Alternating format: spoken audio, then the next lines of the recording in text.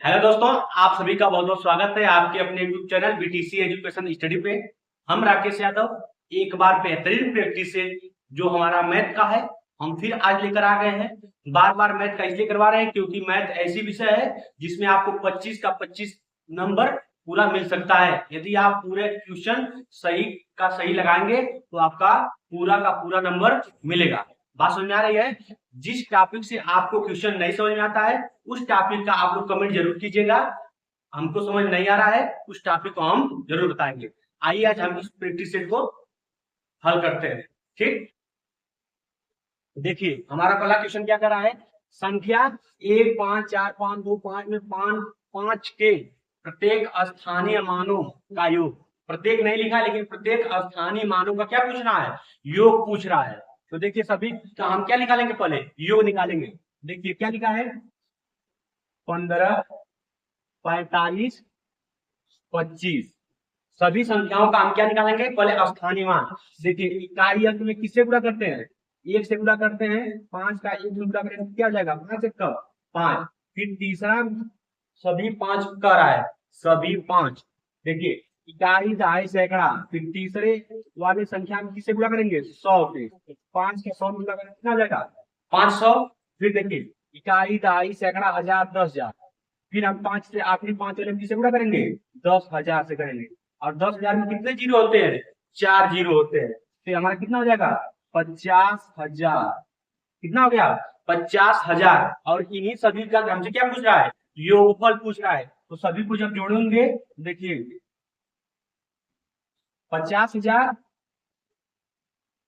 500 और 5, इसी तीनों को हमको क्या करना है, जोड़ना है। देखिए 5 0 5 0 और ये 5, हमारा योगफल कितना गया, 50,505।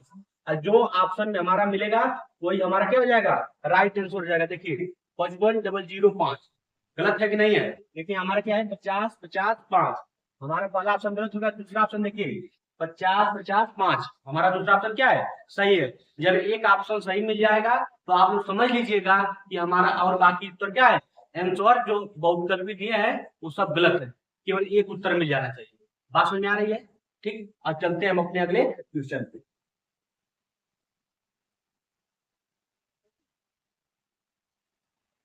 देखिए हमारा अगला क्वेश्चन क्या कर रहा है, 30% का भिन्न रूप होगा।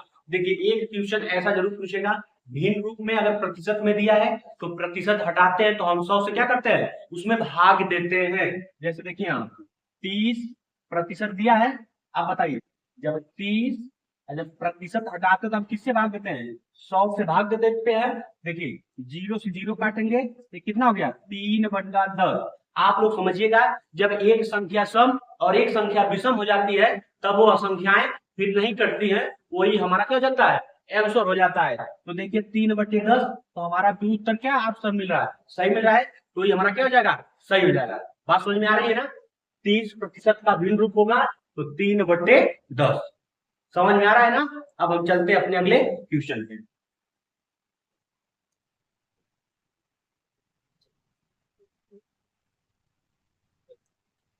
देखिए 2/5% की साधारण भिन्न, क्या हमसे पूछ रहा है, साधारण भिन्न। देखिए भिन्न दिया है लेकिन वो किस में दिया है, प्रतिशत में दिया है, और हमसे पूछ रहा है इसको साधारण भिन्न में बदलिए। तो देखिए 2/5% को किस में बदलना है, साधारण भिन्न में। देखिए हम आपसे बताए थे कि जब भी हम प्रतिशत हटाते हैं किससे भाग देते हैं, 100 से भाग देते हैं। जब प्रतिशत हटाएंगे किससे भाग देंगे, 100 से।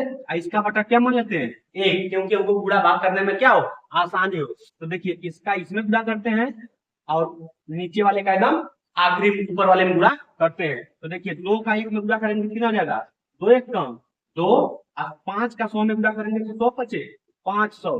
अब भाग देंगे 2 1 कम 2, 2 दूनी 4, 2 पच्चे 10, 0। आंसर कितना गया, 1/250। ये हमारा क्या है, आंसर है। समझ में आ रहा है। अगर मुझसे साधारण भिन्न पूछेगा तो हम इस प्रकार निकालेंगे, 2/5, उसमें भाग किससे देंगे, 100 से उसमें भाग दे देंगे। ठीक, अब हम चलते हैं अपने अगले क्वेश्चन पे। समझ में आ रहा होगा तो कमेंट और लाइक जरूर कीजिएगा।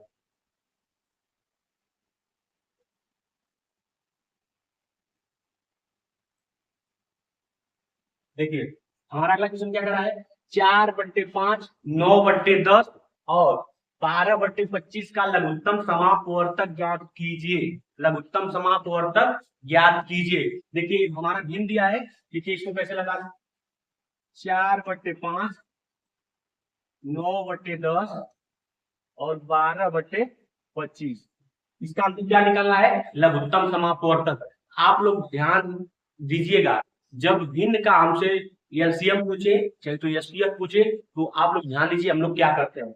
यदि हमसे एलसीएम पूछेगा तो जो अंश वाली संख्या होती है, जो अंश वाली संख्या होती है उसका हम लोग एलसीएम निकालते हैं, और जो हर वाली संख्या होती है, जो हर वाली संख्या उसका हम लोग क्या निकालते हैं, एचसीएफ निकालते हैं।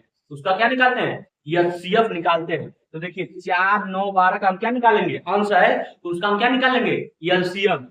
4, 9, 12 का एलसीएम कैसे निकालते हैं, देखिए 4, 9, 12 का एलसीएम निकालेंगे। सबसे पहले छोटी संख्या से 2, 3, 4, 9 नहीं कटेगा उतार लेंगे, 2 छक्का 12, फिर 2 काटेंगे, 2 1 कम 2, 9 नहीं कटेगा उतार लेंगे, 2 तिहाई 6, फिर 3 से काटेंगे, 1 नहीं कटेगा, 3 त्रिका 9, 3 1 कम 3, फिर 3 से काट लेंगे तो 1 1 1। कब तक काटते हैं, जब तक कि 1 1 मान आखिरी में ना आए।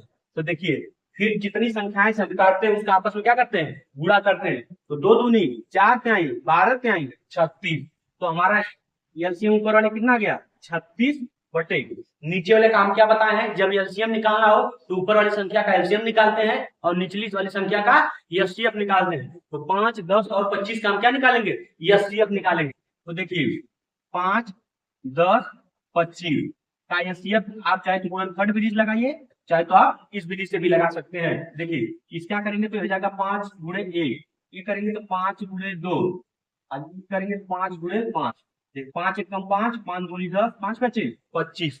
ये इसका क्या है, गुणनखंड है। फिर हम एचसीएफ में क्या करते हैं, पेयर बनाते हैं। अगर 3 संख्या का गुणनखंड दिया हो, 2 संख्या का गुणनखंड दिया हो तो 2 संख्याओं में पेयर बनाते हैं। यदि 3 संख्या हो तो 3 संख्या में पेयर बनाते हैं। तो यहाँ देखिए कितनी संख्या है, 3 संख्या है, 3 संख्या में पेयर बनाएंगे।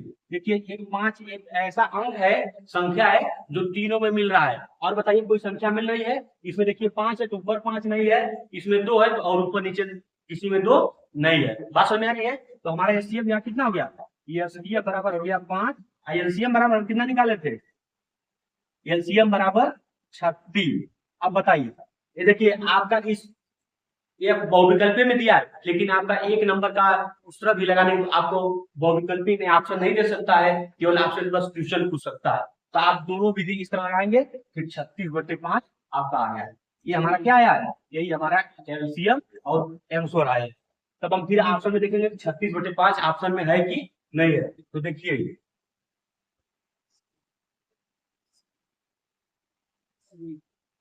देखिए फिर देखिए सी वाला मिल रहा है 36/5। जब सी वाला हमारा मिल गया तो और बाकी ऑप्शन क्या हो जाएंगे, गलत हो जाएंगे। ठीक, तो हमारा उत्तर क्या आ जाएंगे, सी वाला सही है। बात समझ में आ रही है। आप लोग ट्यूशन देखिए बहुविकल्पी मिला लीजिएगा, देखिए 36/5 आया। और एक बात हमेशा ध्यान रखिएगा, जब हमसे एलसीएम पूछेगा, एलसीएम पूछेगा तो अंश का एलसीएम निकालेंगे और हर का एचसीएफ निकालेंगे। और जब हमसे एचसीएफ पूछेगा तो अंश का एचसीएफ निकालेंगे और हर का एलसीएम निकालेंगे। बात समझ में आ रही है। ठीक, अब चलते हैं हम अपने अगले क्वेश्चन।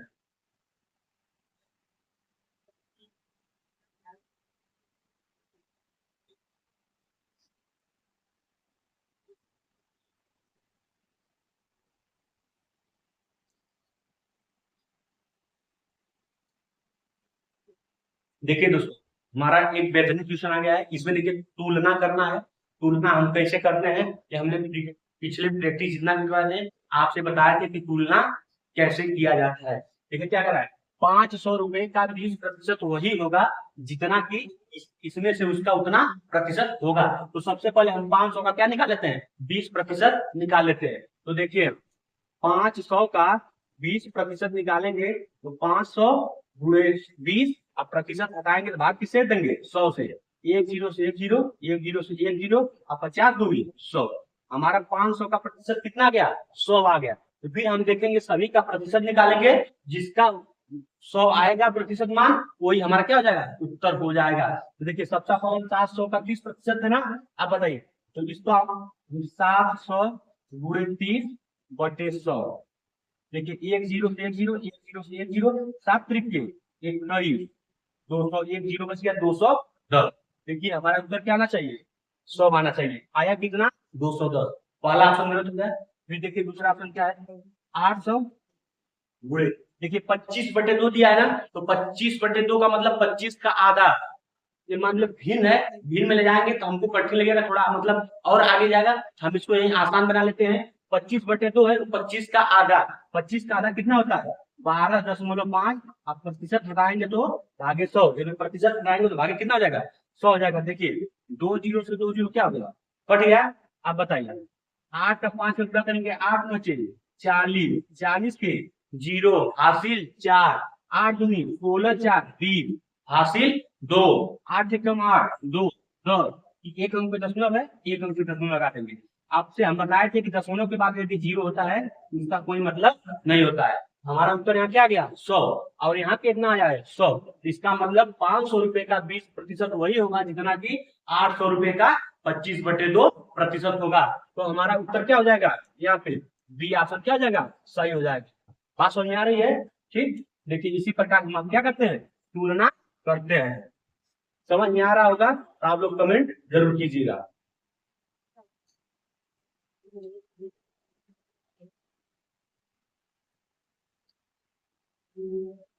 देखन में छोटा लगे घाव करे गंभीर, हम इसलिए बोल रहे हैं क्योंकि देखिए ये जो ऐसा क्वेश्चन है, आप लोग 1 नंबर का आप लोग जरूर गलत करके आएंगे। बहुत 100 में मान लीजिए 10% बच्चे ऐसे होंगे जो सही आंसर इसका लगा के आएंगे, नहीं तो 90% लोग गलत करके आएंगे। क्योंकि ऐसा मेरे साथ भी हुआ है, ठीक, ऐसा मेरे साथ भी हुआ है। इसलिए बार बार कहते हैं जब भी कोई भी क्वेश्चन हो तो सबसे पहले आप लोग क्वेश्चन ध्यान से पढ़िएगा। क्वेश्चन पढ़ेंगे तो आधा आंसर आपको वही मिल जाएगा। बात समझ आ रही है। देखिए क्वेश्चन क्या कर रहा है, एक की पूर्ववर्ती प्राकृतिक संख्या। तो सबसे पहले आप लोग तो सभी लोग जानते हैं कि पूर्ववर्ती और अनुवर्ती क्या होता है। अगर एक कोई संख्या दी हो, अगर उसमें एक जोड़ेंगे तो क्या हो जाती है, अनुवर्ती हो जाती है, और उसमें से एक घटा देंगे तो क्या हो जाती है, पूर्ववर्ती हो जाती है। देखिए एक की पूर्ववर्ती क्या होगी, एक में से एक बोलेंगे आप लोग घटा देंगे तो क्या आ जाएगा, 0 आ जाएगा। साफ दिख रहा है ना, आप लोग को साफ दिख रहा है। तो देखिए एक में से एक घटा देंगे तो 0 आ जाएगा। लेकिन 0 बताइए हमारी प्राकृतिक संख्या है क्या, प्राकृतिक संख्या हमारी कहाँ शुरू होती है, 1 2 3 4 डॉट डॉट डॉट कहाँ तक जाती है, अनंत तक जाती है। लेकिन एक की पूर्ववर्ती पहले क्या रहा है तो 0 होगा, लेकिन फिर आगे क्या करा है, प्राकृतिक संख्या।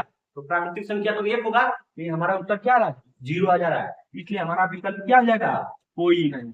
आप लोग 0 मत मारिएगा क्योंकि आपका 1 नंबर तुरंत वहीं पे कट जाएगा। बात समझ में आ रही है। इसलिए हम करें जब भी क्वेश्चन लगाइएगा आप लोग पहले ध्यान से इसको पढ़िएगा कि हम क्या क्वेश्चन में कह रहा है, ठीक ना, समझ में आ रहा है। चलिए अब आगे चलते हैं।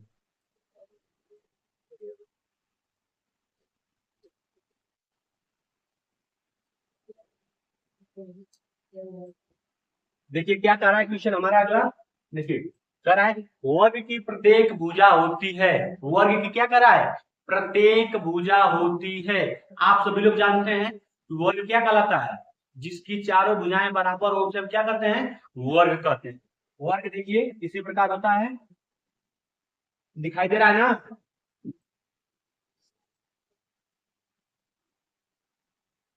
देखिए ए बी सी डी, यदि ये आपका 4 सेंटीमीटर है तो ये भी कितना होगा, 4 सेंटीमीटर होगा, और ये भी 4 सेंटीमीटर होगा, और ये भुजा जो होगी वो भी क्या होगी आपकी, 4 सेंटीमीटर होगी। जिस इसमें क्या कहेंगे, जिसकी चारों भुजाएं बराबर होती हैं उसे हम क्या कहते हैं, वर्ग कहते हैं। देखिए इसमें चारों भुजाएं बराबर हैं तो बराबर, जिसकी चारों भुजाएं बराबर हो उसे क्या हम कहते हैं, प्रत्येक भुजा, मतलब जितनी भुजा रहे सब क्या हो, बराबर हो, तो वह क्या कहलाता है, वर्ग कहलाता है। तो इसमें हमारा क्या हो जाएगा, बराबर हो जाएगा। यही एक क्वेश्चन और देख लीजिए, यदि हमसे आयत की बात कर देता, किसकी बात कर देता, आयत की। देखिए आयत में क्या होता है, आयत में केवल आमने सामने की भुजाएं बराबर होती है, केवल आमने सामने की भुजाएं क्या होती हैं, बराबर होती हैं। यदि यह देखिए यदि यह 10 सेंटीमीटर है तो यह 10 सेंटीमीटर होगा, और यह 5 सेंटीमीटर है तो यह क्या हो जाएगा, 5 सेंटीमीटर हो जाएगा ये तो। ठीक, आयत में क्या होती है, आमने सामने की भुजाएं बराबर होती हैं, और वर्ग में चारों भुजाएं बराबर होती है। ठीक, अब चलते हैं अपन अगले क्वेश्चन पे। समझ में आ रहा होगा तो आप लोग लाइक और कमेंट, और जो भी बच्चे नए जुड़ रहे हैं वो लोग हमारे चैनल को सब्सक्राइब जरूर कीजिएगा। इस क्लास से आपको तो मैं इतना उम्मीद दिला ही सकता हूं कि आपको 25 में से, यदि आप लोग मन से पढ़ेंगे तो 25 में से मान के लेकर क्वेश्चन अगर आपसे गलती भी रहती है तब भी 23 नंबर 24 नंबर आपका कहीं नहीं जाएगा। 23 नंबर 24 नंबर कहीं नहीं जाएगा। लेकिन टारगेट हम बना कितना चल रहे हैं, 25 में 25, क्योंकि मैथ एक ऐसी विषय है जिसमें आपको 25 में 25 पूरा मिल सकता है, और इसके अलावा कोई विषय नहीं है जिसमें आपको पूरा लाभ दे। आप उतने ज्ञानी हो सकते हैं, लेकिन अगर जो एग्जामिनर होगा आपका एक नंबर कभी राइटिंग पे काट लेगा, कभी कहीं पे काट लेगा, एक पॉइंट अगर उसको ढूंढना होगा 50 में 50 नहीं दे सकता, 25 में 25 नहीं दे सकता। लेकिन मैथ एक ऐसी विषय है जिसमें आपको 25 में 25 मिल सकता है। बात समझ में आ रही है? चलिए अब अगले क्वेश्चन पे चलते हैं।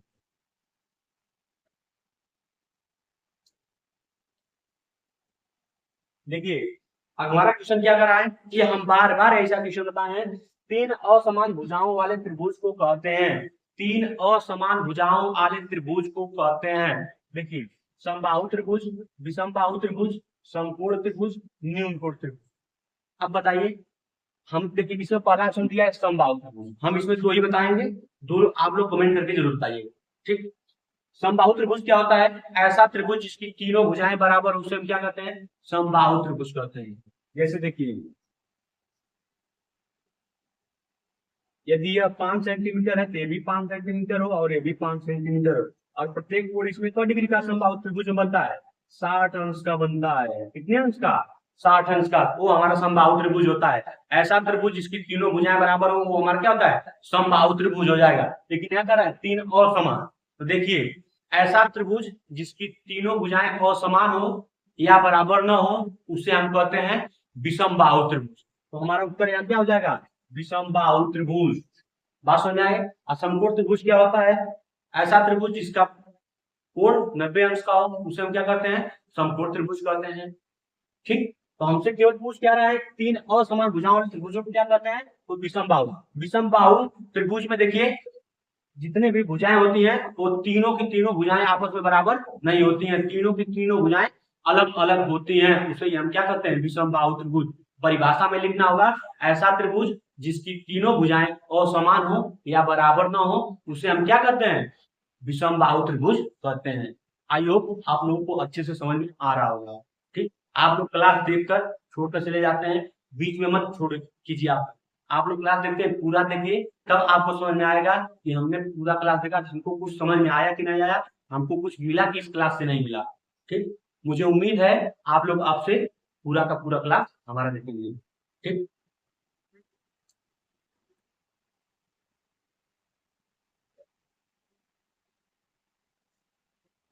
देखिए किसी धन का 10% का मान 50 रुपए तथा है, तो कुल धन का मान बताओ। किसी धन का 10% का मान 50 है, कुल धन का मान बताओ। देखिए ये हमारा बहुविकल्प में दिया है, लेकिन ये 2 नंबर में भी दे सकता है, क्योंकि ऐसा क्वेश्चन आपके पेपर में भी आ सकता है। तो देखिए किसी धन का, हम कुल धन पूछ रहा है, हम मान लेंगे माना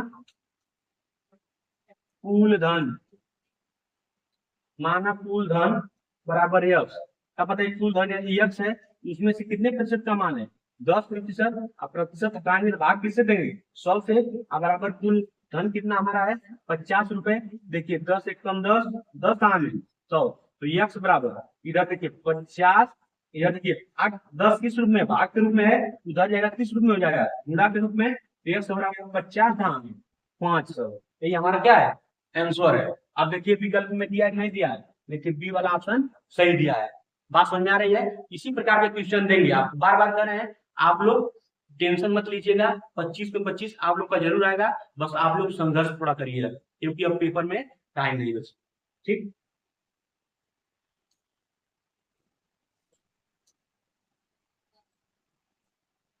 देखिए आज कुछ गर्मी भी ज्यादा पड़ रही है। 120 को कितने प्रतिशत कम किया जाए? क्यों 90 रह जाए। 120 में से कितने अंक घटा दिया जाए कि वो क्या हो जाए? 90 रह जाए। तो आप लोग क्या समझेंगे कि 120 में से यदि हम 30 घटा देंगे तो 90 रह जाएगा, लेकिन हमसे वही संख्या क्या पूछ रहा है? प्रतिशत में पूछ रहा है। तो प्रतिशत में कैसे निकालेंगे? देखिए 120 को कितने प्रतिशत कम किया जाए, तो पहले देखिए टोटल 120 है, उसमें से कितना घटाएंगे 90, उसमें घटाएंगे कितने 90, कितना आएगा 30। वास्तव में हमारा कितना मारा है 30, लेकिन हमसे पूछ किया रहा है प्रतिशत में, टोटल घटाने में कितना आ रहा है 30। अब किसमें से कम करना है 120 में से कम करना है, क्या हो जाए 90 रह जाए। और प्रतिशत में पूछ रहा है तो हम किससे गुणा करेंगे 100 से, देखिए 0 से 0 कट गया, 3 एक कम 3, इन सबको 12, 4 दूनी 8, 4 25 20, अब 25 एक कम 25, कितना प्रतिशत आ गया 25% आ गया। बात समझ आई। तो 25% का मतलब ऑप्शन नंबर सी हमारा क्या है सही है। इसमें क्या करेंगे 120 को कितने प्रतिशत कम किया जाए वो 90 रह जाए। 120 में से 90 घटाएंगे तो हमारा कितना घट रहा है 30 घट रहा है। अब कितने में से कम हो रहा है 120 में से, तो बटा 120। अब प्रतिशत में पूछ रहा है किससे गुणा करेंगे 100 से गुणा करेंगे। बस इतना आपको करना है। अब चलिए अगले क्वेश्चन पे चलते हैं।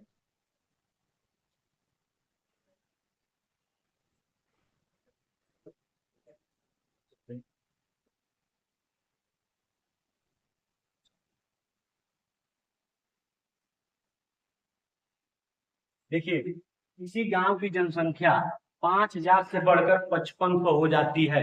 किसी गांव की जनसंख्या 5000 से बढ़कर 5500 हो जाती है, तो बढ़ी हुई जनसंख्या का क्या बताना है प्रतिशत बताना है कि कितना प्रतिशत में बढ़ी है। आप लोग तो जान गए कि पहले 5000 थी, बढ़ के 5500 हो गई, कितना बढ़ी है 5500 में से 5000 घटा देंगे जो बढ़ी हुई वही संख्या आ जाएगी। तो 5500 में से 5000 घटाएंगे तो 500 आ जाएगी, लेकिन वह वास्तविक संख्या है और हमसे पूछ क्या रहा है प्रतिशत में पूछ रहा है। तो आइए लगाते हैं।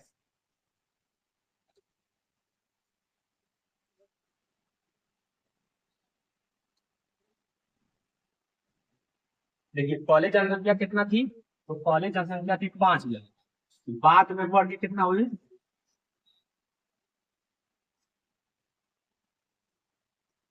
बाद में जनसंख्या हुई कितनी 5500, 5500 हुई।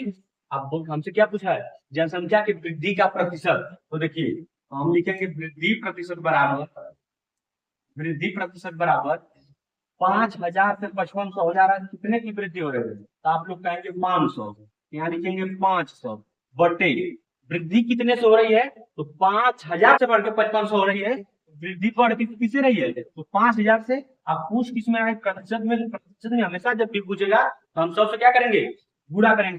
जल्दी 2 जीरो से 2 जीरो, 1 जीरो से 1 जीरो, तो 5 दहा में 50, तो वृद्धि प्रतिशत बराबर कितना प्रतिशत हो गया 10% की वृद्धि हुई। कितने प्रतिशत की 10% की वृद्धि हुई।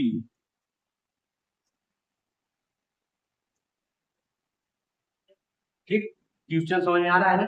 बस इसी प्रकार का सवाल पूछेगा, अगर वृद्धि होगी आप लोग इस प्रकार से सवाल लगाइएगा। ठीक,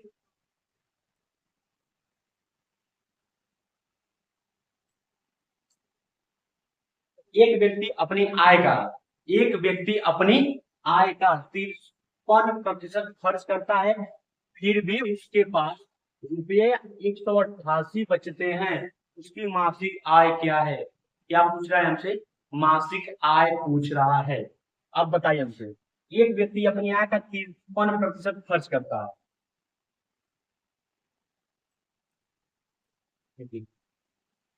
यदि मान लीजिए, माना व्यक्ति की आय बराबर 100%, मान लीजिए व्यक्ति कमाता है 100%, मतलब 100 रुपये मान लीजिए, चलिए उसमें से खर्च कितना करता है, तो खर्च बराबर हो जाएगा 53% खर्च करता है, तो उसकी बचत कितनी आ गई, तो बचत हमारा क्या हो जाएगा 100% में से 53% घटाएंगे तो वही तो हमारी क्या है बचत है। अब 100 में से 53 घटाएंगे तो बचत हमारी कितनी आ जाएगी 47% आ जाएगी। बात समझ में आ रही है कि नहीं आ रही। देखिए व्यक्ति अपनी आय का कितना खर्च करता है 53%, तो हम मान लिए माना व्यक्ति की आय कितनी है 100% है, वह 53% खर्च करता है। जब 53% खर्च करेगा बचेगा कितना 100 में से जब 53 खर्च कर देगा तो जो बचेगा 47, तो वही तो उसकी बचत है। ये किसमें आया है प्रतिशत में आया है। वास्तविक में कितना बचत बचाता है 188, तो आइए लगाए। देखिए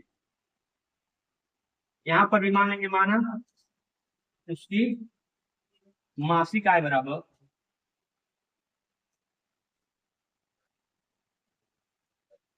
बराबर यश, उसकी मासिक आय बराबर कितना है यश तो देखिए यक्स गुणे 47% हटाएंगे तो बटे 100, और वास्तव में मान कितना है 188 रुपए, 188 रुपए है। तो देखिए इससे अंश का इक्वल वाले के उधर वाले में हम भाग दे सकते हैं। तो 47 इसमें भाग देंगे तो 2 बार में कटेगा, 4 बार में कटेगा। आप लोग भाग बुरा भाग आप लोग को आना चाहिए, क्योंकि अब आप लोग बीटीसी कर रहे हैं, छोटे छोटे बच्चों वाला सवाल है, ये कम से कम आप लोग को आना चाहिए। आप देखिए तो यक्स बराबर इधर देखिए 100 किस रूप में, भाग के रूप में है, तो उधर जाएगा तो किस रूप में हो जाएगा, गुणा के रूप में। तो 100 गुणे 4 बराबर 400। क्या ये उसकी मासिक आय आई, क्या ये है मासिक आय। हमसे क्या पूछ रहा है, उसकी मासिक आय। तो माना उसकी मासिक आय कितना माने थे यक्स, तो यक्स बराबर कितना आया 400, 400 रुपए, यही हमारी क्या है उसकी मासिक आय। बात समझ आ रही है। यही हम क्वेश्चन में एक पॉइंट और पढ़ाते हैं, यदि उसकी हमसे क्या पूछता वार्षिक आय। आप लोग इस एक क्वेश्चन देता है कि मासिक आय और वार्षिक आय दोनों बताइए। देखिए मासिक आय पूछेगा और वार्षिक आय, मासिक आय हम निकाल चुके हैं, वार्षिक आय पूछेगा। एक वर्ष में कितने महीने होते हैं, आप लोग कहेंगे 12। 400 मान आया है एक महीने का, हमसे 12 महीने पूछेगा तो हम 12 क्या करते हैं पूरा 12 चौको 48 और 2 जीरो क्या उतर जाएगा 4800 रुपए, 4800 रुपए आ जाएगा उसका वार्षिक। लेकिन हमसे पूछा कितना है, बस उसका मासिक आय पूछा है, उत्तर यहीं तक सही है। बस हम ये बताएं कि अगर वार्षिक आय अगर यहाँ पूछता तो आप लोग उसमें क्या करते थे 12 से गुणा करते थे। समझ में आ रहा है तो आज आप लोग कमेंट जरूर कीजिएगा, ठीक।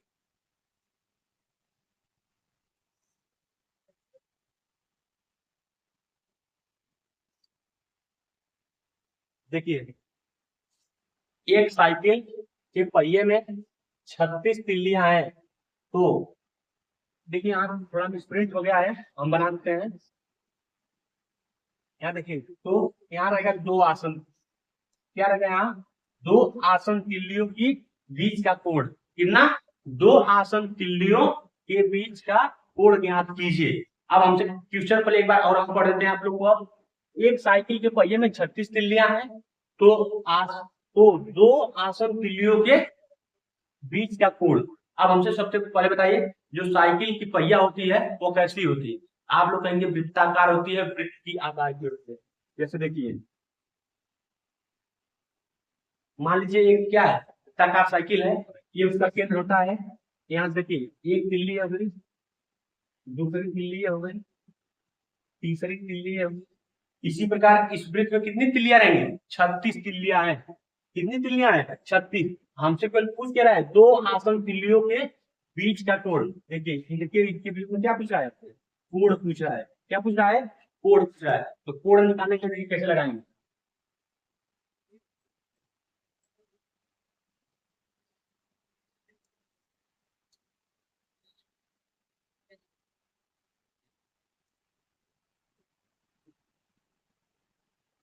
एक साइकिल के पहिए में कुल तिल्लियां बराबर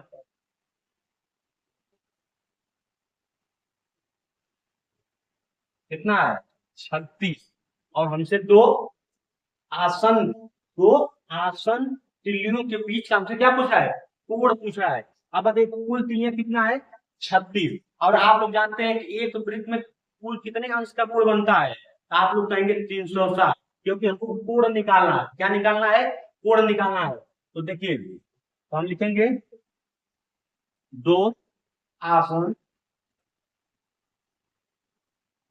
तिल्लियों के बीच का कोण, बीच का कोण बराबर। देखिए सबसे आसान क्वेश्चन है, बस आप लोग दिमाग लगाना। देखिए एक साइकिल के पहिए में कुल तिल्लियां कितना दिया है 36, आपको पता है दो तिल्लियों के आसन के बीच क्या पूछा हमसे कोण पूछ रहा है। अब बताइए यही दोनों को कोण हमको निकालना है, और ये जो पूरा हमारा क्या होता है वृत्त होता है उसमें कितने अंश का कोण बनता है 360। और 360 में से कितने तिल्लियों के बीच पूछ रहा है, 2 ही तिल्लियों के बीच पूछ रहा है हमसे, और टोटल 360 होता है, उसमें से पूछ कितने का है 2 का पूछ रहा है। देखिए कैसे निकालेंगे, देखिए 360 अंश बटे टोटल तिल्लियों की संख्या कितनी है 36, और 36 से भाग देंगे 36 है कौन 36, एक देखिए जीरो बचा था जीरो, और जब 360 किसमें है कोण के रूप में लिए थे, क्योंकि 330 का कोण कितने का होता है 360 अंश का, तो कितने अंश का हो जाएगा, 10 अंश का कोण बनेगा, 10 अंश का कोण बनेगा। आई होप आप लोग को क्वेश्चन समझ में आ रहा होगा। नहीं समझ में आएगा दोबारा कमेंट करना, हम इसको दोबारा बताएंगे। यदि आप लोग को समझ में ना आ रहा हो तो हमसे देखिए, इसमें कुछ नहीं करना है। 36 तिलियां हैं, 36 तिलियां में तो 2 आसन तिलियों, क्योंकि ये दोनों हम बना दिए आपको समझाने के लिए। इनके बीच का क्या पूछ रहा है हमसे, कोण पूछ रहा है। क्या पूछ रहा है, कोण पूछ रहा है। अब बताइए, अब पूरे वृत्त में आपको पता है 360 अंश का कोण बनता है, तो 360 बटे 36, अब भाग में जितना आएगा वो क्या हमारा कोण आएगा। अब आप लोग चेक कर सकते हैं, देखिए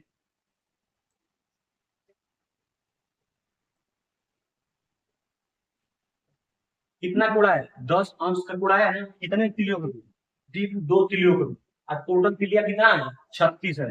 36 से गुणा करेंगे आप लोग, 36 गुणे 10 बराबर, बताइए 36 का 10 से गुणा करेंगे, 36 दाम है 360। पूरा वृत्त का मान आ जा रहा है, पूरा तिलियों की संख्या आ जा रही है, नहीं आ रही है। बस इसीलिए हम ये चेक करें कि आप लोग को सही लग रहा है कि गलत। तो हमारा कितना उत्तर आएगा, 10 अंश आंसर आएगा। आई होप आप लोग को समझ में आ रहा होगा। अब हम चलते हैं अपने अगले क्वेश्चन।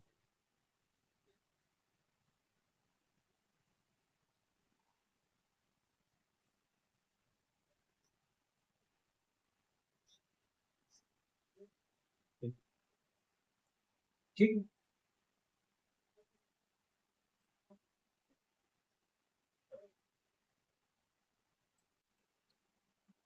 देखिए क्वेश्चन क्या कर रहा है, एक आयताकार खेत के मैदान का क्षेत्रफल 240 मीटर स्क्वायर है, 240 वर्ग मीटर या मीटर स्क्वायर है। यदि इसकी एक भुजा 12 मीटर हो तो इसका परिमाप, हमसे बताइए आयताकार मतलब आयत, आयत का परिमाप आप लोग को हम सूत्र में बताते हैं। आयत का परिमाप बराबर क्या होता है, आयत का परिमाप बराबर होता है 2 गुणे लंबाई धन चौड़ाई। बताइए इसमें मान लीजिए यदि आप इसको लंबाई मान लेंगे या इसको चौड़ाई मान लेंगे, आपको एक भुजा पता चल रही है ना, तभी आपको क्षेत्रफल तो केवल क्षेत्रफल दिया है और एक लंबाई दिया है, या तो आप लंबाई निकालिए या तो आप क्या निकालना है, चौड़ाई निकालिए। ठीक, अब देखिए इसको लगाएंगे तो देखिए आयत का क्षेत्रफल बराबर लंबाई गुणे चौड़ाई। ठीक, अब देखिए और आयत का क्षेत्रफल कितना दिया है, 240 बराबर, या इसमें देखिए एक भुजा जो भुजा दी है, ये हम चाहे तो लंबाई मान सकते हैं या तो हम चौड़ाई मान सकते हैं। या देखिए हम 12 मान लेते हैं लंबाई, और हम क्या कर रहे हैं, चौड़ाई निकाल दे रहे हैं। अब 12 एकदम 12, 12 दूनी 24, तो चौड़ाई बराबर कितना हमारा आ गया 2, और एक जीरो बचा है, जीरो किसमें दिया है, सेंटीमीटर से, तो सेंटीमीटर में। चौड़ाई बराबर कितना आ गया 20 सेंटीमीटर। कैसे चौड़ाई निकाले हैं आप लोगों को पता होगा, कि आयत का क्षेत्रफल हमारा होता है लंबाई गुणे चौड़ाई। हमको देखिए एक क्षेत्रफल दिया था, एक ही भुजा दी थी, इसलिए सबसे पहले हमने यहाँ लंबाई निकाले या चौड़ाई निकाले, ये जगह उसका मान रख देंगे तो हमको चौड़ाई का मान आ गया। अब हम यहाँ से जो हमसे पूछ रहा है हम निकालेंगे, तो इसका परिमाप पूछ रहा है, देखिए परिमाप कैसे निकालेंगे, देखिए तो आयत का परिमाप बराबर 2 गुणे लंबाई धन चौड़ाई। अब बताइए 2 गुणे लंबाई हम कितना माने थे, लंबाई यहाँ कितना माने थे 12, धन चौड़ाई हमारा कितना आया है 20। अब बताइए 2 गुणे 20 में 12 जोड़ेंगे कितना हो जाएगा 32, अब 32 दूना 64, किसमें आएगा सेंटीमीटर में। जब भी हमसे क्षेत्रफल पूछेगा तब वो वर्ग में आएगा, नहीं तो परिमाप पूछेगा, भुजा पूछेगी तो हम उसमें किसमें आएगा, बस केवल सेंटीमीटर में दिया होगा तो सेंटीमीटर में, और वर्ग में दिया होगा तो वर्ग में आएगा। ठीक, समझ में आ रहा है ना। देखिए इसी प्रकार के क्वेश्चन आपके पेपर में आएंगे। अब हम चलते हैं अपने अगले क्वेश्चन पे। जहां भी ना समझ में आ रहा हो आप लोग कमेंट जरूर कीजिएगा। जो भी आप क्लास हमारी देखते हैं, बहुत से बच्चे कमेंट नहीं करते हैं, कमेंट आप लोग करिए। समझ में आ रहा है तो भी, नहीं आ रहा है तो भी बताइए कि हमको तो समझ में नहीं आ रहा है। ठीक,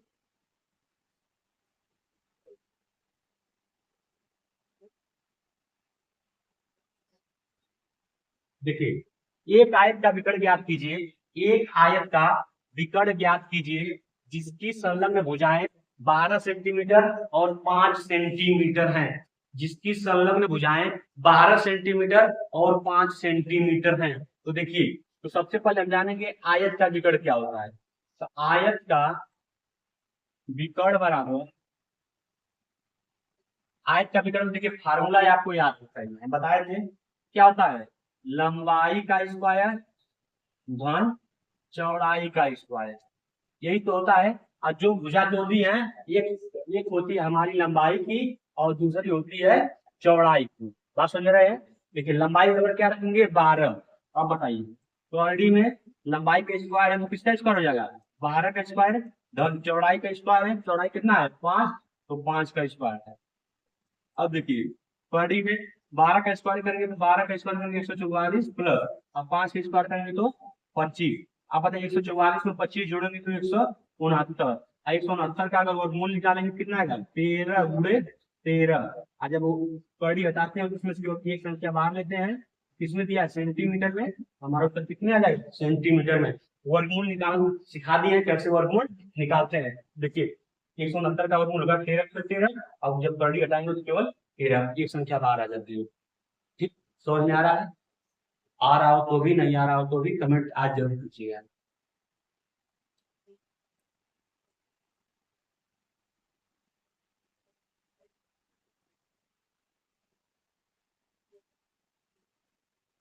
देखिए यदि दो संख्याओं का अनुपात एक संबंधी दो हो तथा उनका मौसम 8 हो तो लौसक ज्ञात कीजिए। देखिए जब यदि अनुपात नहीं होता था तो हम क्या सूत्र लगाते थे, पहली संख्या गुणे दूसरी संख्या बराबर एलसीएम गुणे एचसीएफ, लेकिन यह किसमें दिया है अनुपात में दिया है, किसमें दिया है अनुपात में दिया है। तो देखिए कैसे लगाएंगे, तो लौसक बराबर हो जाएगा पहली संख्या गुणे दूसरी संख्या गुणे मौसक। कब, जब संख्या किसमें दी हो अनुपात में दी हो, जब संख्या अनुपात में दी हो तब ऐसे लगाते हैं। तो देखिए पहली संख्या हमारी क्या मान लेंगे 1 गुणे दूसरी संख्या क्या है 2 गुणे मौसक कितना है 8, तो 8 गुणे 16 कम 16, हमारा लसक बराबर क्या आ जाएगा 16 आ जाएगा। एक बार हमसे पूछ रहा, ठीक समझ में आया ना। लसक बराबर क्या आ जाएगा, जब अनुपात में दिया हो तब, जब अनुपात में क्यों, जब संख्याएं अलग अलग दी हो तब वहां कौन सा सूत्र लगाते हैं, पहली संख्या गुणे दूसरी संख्या बराबर एलसीएम गुणे एचसीएफ। ठीक ना, समझ में आ रहा हो। तो अब चलते हैं अपने अगले क्वेश्चन पे। और यहीं पर देखिए यदि हमसे क्या पूछे एचसीएफ मतलब मौसम पूछे, तब क्या करते हैं, तब करते हैं पहली संख्या गुणे दूसरी संख्या बटे एचसीएफ बटे एचसीएफ। ठीक, जब एचसीएफ पूछेगा तब।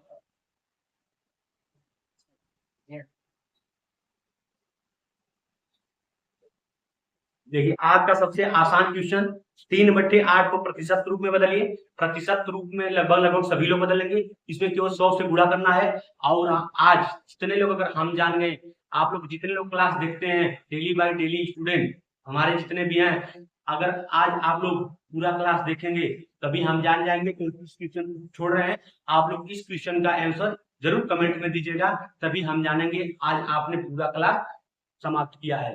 ठीक, क्लास देखिए बीच में छोड़कर जाएंगे तो अपना नुकसान करेंगे। नुकसान करने का मतलब है, फिर देखिए आप लोग अपने माता पिता से फिर गद्दारी करेंगे। गद्दारी करने का मतलब है आप लोग पढ़ाई नहीं करेंगे, नंबर नहीं आएंगे, तो उसका क्या मतलब है। ठीक, आपके माता पिता इतनी मेहनत से आपको पैसा लाकर देते हैं, वो आपको किस लिए देते हैं कि हमारा बेटा जा रहा है तो पढ़े, उसको किसी बात की तकलीफ नहीं होती है। आप लोग एक बार उसका पैसा मांग ले, पैसा मांगते हैं अपने माता पिता से, आपको जरूर कहीं से नहीं कहीं से उनके पास पैसा नहीं रहता है, तभी आपको कहीं से नहीं कहीं से जुटा के देते कि हमारा बालक जा रहा है तो पढ़े, इसको किसी बात की तकलीफ ना हो, कोई किसी को कह न पाए। ठीक, बात समझ गए ना। अब चलते हैं अपने अगले क्वेश्चन में। इसको आप लोग जरूर कमेंट में, जितने भी लोग क्लास देखेंगे इसको जरूर कमेंट में भेजिएगा।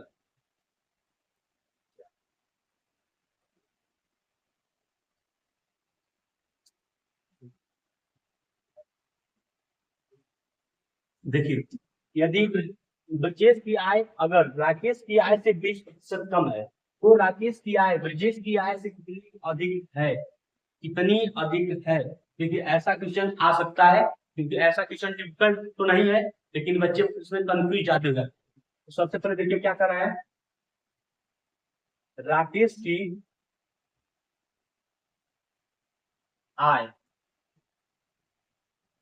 राकेश की आय, ब्रिजेश की आय, ब्रिजेश की, यहाँ देखिए, यहाँ सबसे पहले हम क्वेश्चन नहीं लेंगे, देखिए जिसको हम बता देते हैं कैसे, डायरेक्ट देखिए तो इतना लाएंगे लंबा हो जाएगा। देखिए क्या कराइए, ब्रिजेश की आय अगर राकेश की आय से 20% कम हो, किसकी कम हो, ब्रिजेश की, और किससे कम हो तो राकेश की, तो हम मान लेंगे, माना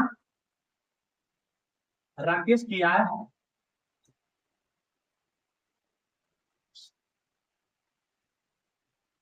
प्रतिशत में दिया, तो हम कितना मान लेंगे, 100%। ठीक, अब देखिए राकेश की आय से कितनी कम है, 20%, तो हम लिखेंगे ब्रिजेश की आय बराबर, ब्रिजेश की आय बराबर, तो 100 में से कितना घटा देंगे, 20%, क्योंकि हम राकेश से ब्रिजेश की कम है ना, कितनी कम है, 20 कम है, तो ब्रिजेश की आय कितनी हो गई, 80%।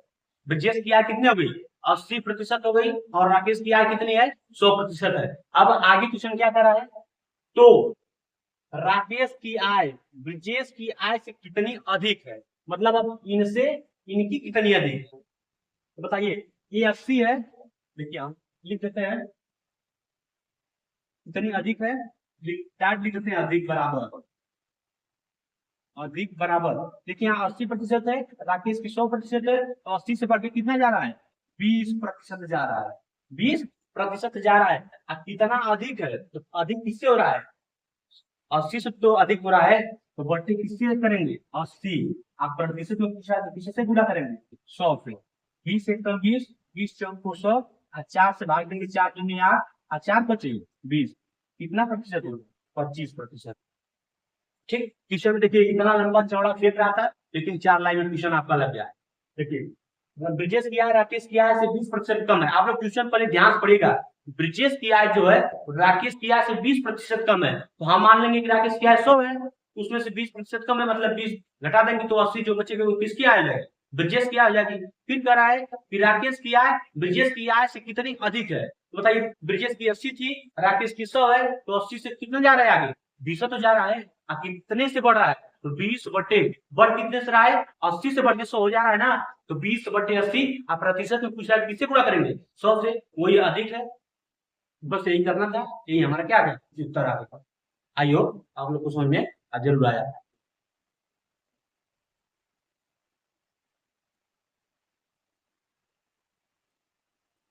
देखिए बीजी व्यंजकों का जोड़ है, एक आध नंबर का कभी कभी दे सकता है, कभी कभी नहीं देता, ठीक, लेकिन ये नहीं रहे कि कोई भी चैप्टर आपसे छूटे ना, आपको पूरा का पूरा चैप्टर जरूर आए। तो देखिए क्या क्या किया है, 4x plus 3y plus 8 plus 2x plus 2y minus 5, इसको क्या करना है, वो जोड़िए, जोड़ का मतलब देखिए तीनों को क्वेश्चन में करके हम क्या लगा दिया, जोड़ का चिन्ह अलग से है। अब देखिए 4x plus 3y plus 8 plus 2x plus 2y minus 5। अब हमसे आप लोग बताइए, देखिए ये 4x है, ये प्लस 2x है, ये 4x है, ये प्लस 2x है। अब देखिए ये भी x है, ये भी x है, दोनों x x है ना, तो 4x में 2x जोड़ेंगे कितना आ जाएगा, 4 2 6x।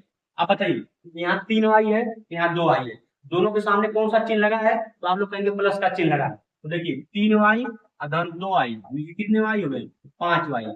अब बताइए यहाँ प्लस 8 है, यहाँ माइनस 5 है, माइनस क्या है, माइनस 5 है, तो 8 में से 5 घटाएंगे तो किसमें आएगा, प्लस में, 8 में से 5 घटाएंगे तो कितना आएगा, 3, क्योंकि प्लस 8 बड़ा है, प्लस वाली संख्या बड़ी है, तो हमारा तो किसमें आएगा, प्लस में आएगा। यही हमारा क्या बीजी व्यंजकों का जोड़ था, ये क्या होगा, आंसर होगा। अब तीनों को इसी प्रकार जोड़ेंगे, समझ में आएगा। अब चलते हैं अपने अगले क्वेश्चन पे, ठीक।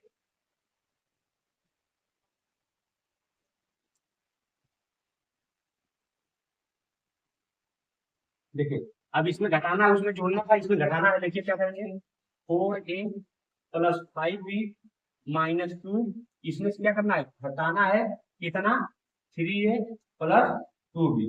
आप बताइए 4a plus 5b minus 2 minus 3a, अब माइनस में से गुणा करेंगे तो माइनस 2b।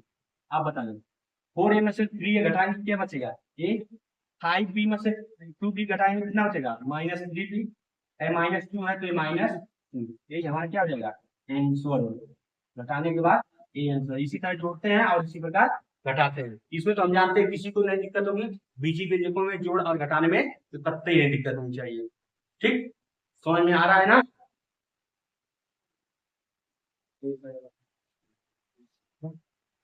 तो देखिए दोस्तों हमारा वो आखिरी क्वेश्चन था ये वाला। अब हम आज हमारा आज का भी प्रैक्टिस खत्म हो गया।